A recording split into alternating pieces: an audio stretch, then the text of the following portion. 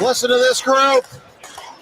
Hey, everybody, it's Bryn, it's Paul. We are coming to you live streaming from Sweden after a 10-0 Canada victory.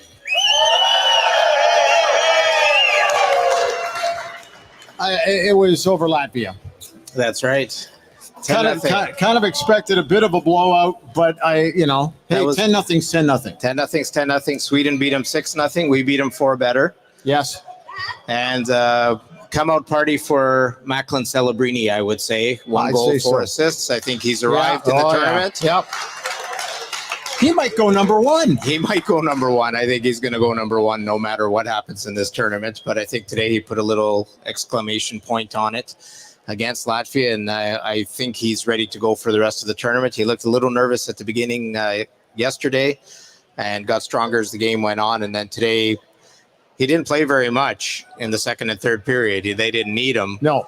But he was very noticeable every time he was on the ice, and he's going to be a big factor for Canada the rest of the way. There's no doubt about it. Hey, one other thing, too. We had a netminder get a shout-out, Matthew Rousseau for Team Canada. Today was sensational.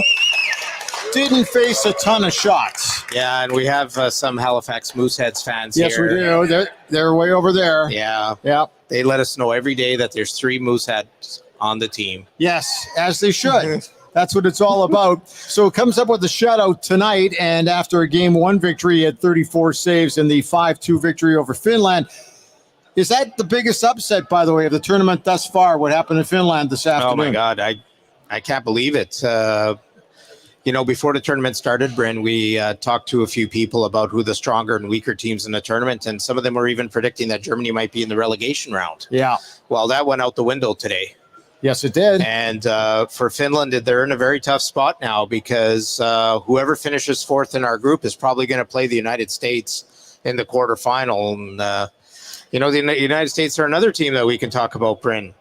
They beat Norway 3-1 yesterday, and then today the Czechs beat Norway 8-1. Right. So I'm looking forward to seeing what happens between the United States and the Czech Republic. And the Slovaks are in it as well. They beat Switzerland today 3-0. So after 2 days, things are starting to shake down a little bit as to who the stronger teams are and who the teams that might be in trouble going into the last couple of games. The only thing we can say for Canada is, hey, they took care of business against Finland yesterday. They won the match that they should win today. And that puts them in a good position to finish top 2 in the group, which is where you want to be going into the quarterfinal round. So kind of to recap what happened today, we had Canada 10-0 over Latvia, Germany shocking Finland 4-3. Good for Germany, by the way. Oh, absolutely. It was fun to watch. They celebrated that like that was a Stanley Cup championship victory. The other 2 matchups, as you mentioned, Slovakia over Switzerland 3-0, and an 8-1 victory for the Czechs over Norway. So that kind of sums everything up there. Back to Team Canada, you're right about you're absolutely right about Celebrini. That was fun to watch. Looked far more comfortable on the ice today. Way more comfortable. And the puck seems to follow guys like that.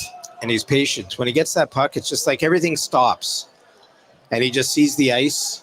And he makes those passes that are just incredible passes.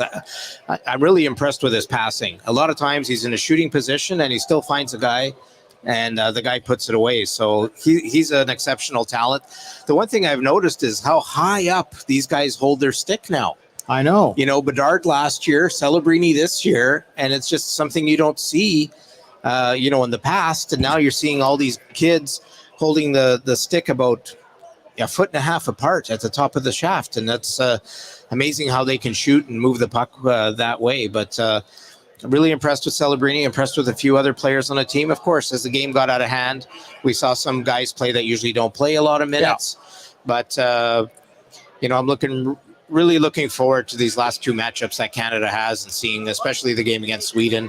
That's going to be a crazy game in that stadium. when all the Swedes are there, all the Canadians are there, that's probably going to be one of the best atmospheres of the tournament. The other thing we have to talk about the difference between game 1 and game 2.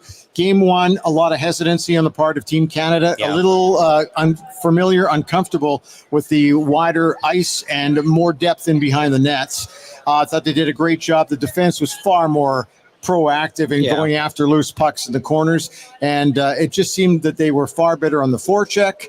And the other thing, the power play was clicking, as it has to do with this tournament. So goaltending, power play, and being on top of the puck fast, that's a good recipe as we move forward. And maybe with a game like today where, let's face it, the defense weren't pressured very much. Yeah. This is the, second game in a row where Latvia hasn't scored a goal. I think they're going to be really challenged to score a lot of goals in this tournament, or any goals in this tournament. Right. I just don't see the offensive flair. I see maybe 2-3 players who have some offensive flair and made some good plays today, but the finish just isn't there. And, it's a good game for Canada. Good, builder again for Rousseau going in. I think he's Canada's goalie going forward. I don't think there's any question about that. Which is surprising some people. Talked to a few of the scouts today, and they said they're loving it. Yeah. Right. Because you always like to see somebody kind of, I don't want to say come out of the blue, because he's a quality netminder. Take the reins, right? Yeah, exactly. And he, and somebody said, well, why would you play him? I said, well, you got the next day off. Yep. So you go, if you got a guy who's rolling and you stick with him, you got to hang with him. And so he's clearly the guy the rest of the way. Oh, I think so. So there's that. I mean, in tournaments past, usually the first 2-3 games, we have a goaltending issue and a goaltending controversy. I don't think there's any of that this time. I think everybody knows that, Rousseau is the guy going forward at this point. I don't see any, unless he really falters in one of the next 2 games. I don't see another guy getting the goal the rest of the way. I don't either. I think it's going to be him the rest of the way. Yep. Because now you got to be careful you don't screw around with the confidence level, right? If you get it one game where you lose, you still got to come back with them. Yeah. Because if you don't, you're sending a really negative message to the team. Yeah. We see that happen in the Stanley Cup playoffs all the time. This event is so short, right? It's short, and it's one game winner takes all as soon as you get to those quarterfinals, and you can't be guessing at that point as to who your goalie is, and can't be guessing as to who your main guys are. And if you look at today they cut back the ice on some of the guys as soon as Canada was up by 4 or 5 goals. There's no sense playing guys, and maybe they get hurt, and you lose a guy down the line that is going to be an important factor for you in a game that's meaningless after you're already up 4 or 5. But you can already start to tell by the guys that are playing and how the coach uses them, the guys that the coaches trust, the guys that coaches see as their main guys going forward. And the game against Sweden is really going to play out in terms of the guys that the coaches really trust. You can tell right away. 6,300 at the matchup tonight. I would say of the 6,300, maybe 4,000 Canadian fans. Oh, yeah. And easily, a few Swedes and certainly, and a handful of Latvians who were not giving up at 8-0. No, an enthusiastic bunch. And, the World Championships here is like the Stanley Cup back at home. Yes. And the Latvians are known for traveling well and supporting their team. And it was 9-0, and the guys are starting a Latvia chant. You know what I mean? I loved great it. For them. I think the Canadians even picked it up a little bit. They did. Just The for Canadians fun. started yelling Latvia, and that was fantastic to hear as well. I mean, their kids are doing the best they can. They don't have thousands of kids playing hockey in their program. And, their program to be at this level and stay in their goal is to not get relegated. Right. They want to stay in the A group at the World Juniors so that they can continue to compete and grow their program. And, like every other country, Norway's the same boat, and Germany may be in the same boat, but that win against Finland, I tell you, that is a huge win. Those guys just want to stay out of 5th place so they don't have to play that relegation round. I could feel the smile of Leon Draisaitl from here. Oh, yeah. And, all they have to do now is beat Latvia. Actually, all they have to do is tie Latvia, and they're out of the relegation round. Yeah, so. Exactly. The other thing, too, some comments from the players on Team Canada. the response towards the fans was tremendous. They just couldn't believe it. In game one, they couldn't believe it. Game two, we were kind of a factor, but not really. But I'll tell you what, the next game is going to be a big one. Oh, yeah. The next game, like I say, is going to be one of the best atmospheres in the tournament, because other than maybe the gold medal game or the bronze medal game or the semifinals, right? Canada against Sweden. There'll be tons of Swedes in the building. There will be a lot of Canadians in the building. And it's going to be not only a battle on the ice, but I think a battle in the stands about how loud each fan base is going to be and how they're going to support their team towards victory. And I'm really looking forward to that game, Bryn. The Swedes look deep. They have 4 lines deep. The goaltender played well. He's not a very big goaltender, but neither is Rousseau. Yep. So it's kind of interesting to see that going a little bit away from the trend that was for a few years where your goaltender had to be 6'6", 6'7". Now we're back to goaltenders that are a little bit agile and can take the angles away and play smartly, right? So, right. Absolutely. A couple of things I want to touch on. Coming up on the 28th, have to say the date. Yes. Because we are just about ready to move into the 28th. Yes. Well, Canada is still a little ways away from that. So coming up tomorrow, we have 2 matchups, just 2 games tomorrow. We have the Swiss taking on the U.S. Be interesting to watch that one. That is a late afternoon game. Yep. Is what 5 it is. o'clock. Yep. Yep. And then Germany against Sweden. That's the evening affair. That is obviously coming up at the home arena, the Scandinavium. Germany and Sweden. You know what? We would have looked at that one a little while ago and said, what kind of game is that going to be? Well, based on what's happened today here, I'm not really sure what to expect out of that. No, and if you're the German team, you got nothing to lose now. You've won a game against a top opponent. Correct. And why not go for it against Sweden? And then see if you can get a point or 2 out of it, because it's one game. Anything can happen. They can come out hard and get a goal and, put some pressure on Sweden. Sweden's the home country, and their fans are going to be expecting them to beat Germany. If Germany can get a goal or 2 early, might be some guys getting a little bit of, tight hands around the stick and making plays that they normally wouldn't make. I don't know if anybody can hear us here, but the goal song. Yes. I was questioning, I don't know. How's that going to work? Well, we heard it enough tonight. 10 times. I know the words now. Do you? I still don't, but I do like Great Big Sea. Yes. Always have. Yes. No, I know the words. I'm just joking. We've all heard that song many times before. The comment from the players, they weren't sure whether or not they were going to like it. Yeah. And now they love it. So I think that's fantastic. So long as they keep winning, I think they're going to love it. The other thing that's funny is that it came out in 1997. Yep. And none of these I was kids, just a little boy back then. I wish I was. None of the kids who were even born. I think you retired around that time, didn't you? I was collecting my pension back in 1997. Anyway, I think it's kind of funny. The old song was, I'm trying to remember, Heave Away. Yeah, Heave Away, that's right. And, it's The Fables. Yes. And everyone loved it. Yeah, but it was time for a change. So it's worked out really, really well. Yep. And like I said, we heard it plenty tonight. So the other thing that I got to tell you, I'm shocked at how important the goal song is to people. I don't know how many people out here were talking about the goal song. Like, do you know what the goal song is going to be? Well, I'd only heard it was going to be the old one. Yep. And then they sprung that one on us. And I went, oh, really? But it was almost like people out in the crowd here were wagering on what the song was going to be. Yeah, the people were asking. But people were passionate about it. They said, what's the goal song? What's the goal song? I said, I don't know. Is it that important? And they went, yes. Yeah. So it's one of those things that you just love about events like this. Saw a comment, and I've gone blank on the gentleman's name, the head of U.S. Hockey, was talking about he considers this event the best of all the tournaments. That's better than the World Hockey Championship. That's better than any of the other championships. He says this is really the best of the tournaments. And it's easy for him to say because, his team is right now the front runner still. And there's pressure on them. And, absolutely. And, after yesterday's performance, there's going to be pressure on them tomorrow against the Swiss.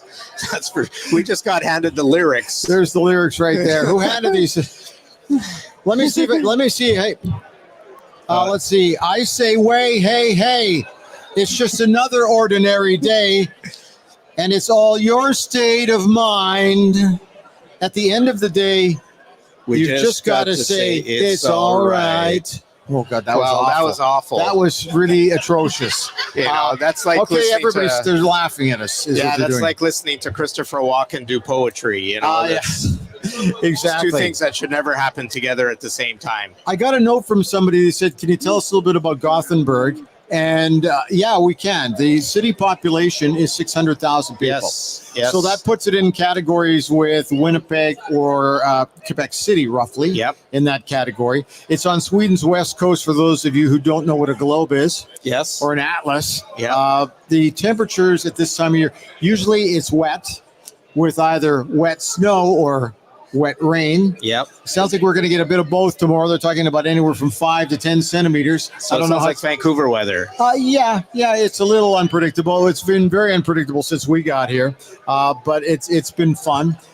Let's tell everybody what we're up to tomorrow, because Canada's on a day off. We're off to a fortress. Yeah, Canada's on a day off, so we had quite a few people arrive tonight that were spending Christmas with their family. So it's great to have everybody here now. The bear pit is full, as we can see, Bryn. We have it's got to be close to 150, 160 people here. Yeah. And tomorrow, some of the ones that just arrived are doing their sightseeing tour of Gothenburg. And then in the evening, we're going to Carlston's Fortress, which is about 45 minutes out of town. We have to take a little ferry across to an island. And then at the fortress, we are having a medieval Viking feast with 5 courses. So that'll be a lot of fun for everybody. And we're hoping to get a group picture there as well. We have a Viking in the crowd already. Gary Cook is ready already. He's already got his Viking gear going. He's the head Viking. Do you know? I don't know what they call the leader of the Vikings. I have the leader of the Vikings. The big horns. They call him pretty much anything he wants to be called. Maybe the big horn. So, you're not going to tell a head Viking. No. How about being the pipsqueak of the Vikings? No, I don't think that's going to go over too well. I've seen the show. I've seen the series. I know how it works. Okay. There's that kind of stuff. Anyway, it's yeah. Now we're being chirped at, but I love it. Yeah, well, that's it's been a great crowd. John Hudak. He's always chirping us. Exactly. So it's been a blast. We're about ready to wrap things up. It's to kind of give you a taste of how things are looking, and we give you our spin and our perspective on things. And it's been a lot of fun here. So. Do you think we should go just a little longer? We can. You know what? Because I think we should go to in overtime.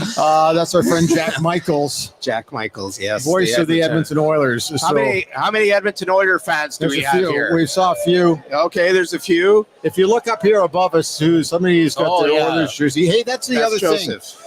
Talking to some of our friends from TSN, we're sharing the hotel with the TSN people. Yes. The one thing they've been commenting on is how many of our balconies that we have on the interior of this facility that have Canadian flags up, Canadian Bears memorabilia. Yep. It's been a lot beautiful. of fun. You can just look around. Some people have had their respective NHL city teams up. It's everybody's kind of taken over quite nicely. Yeah, maybe after we do the podcast, Bryn, we'll do a panoramic shot and put it up on Twitter. Yeah, so people can see what the bear pit is like and what crazy people we have here.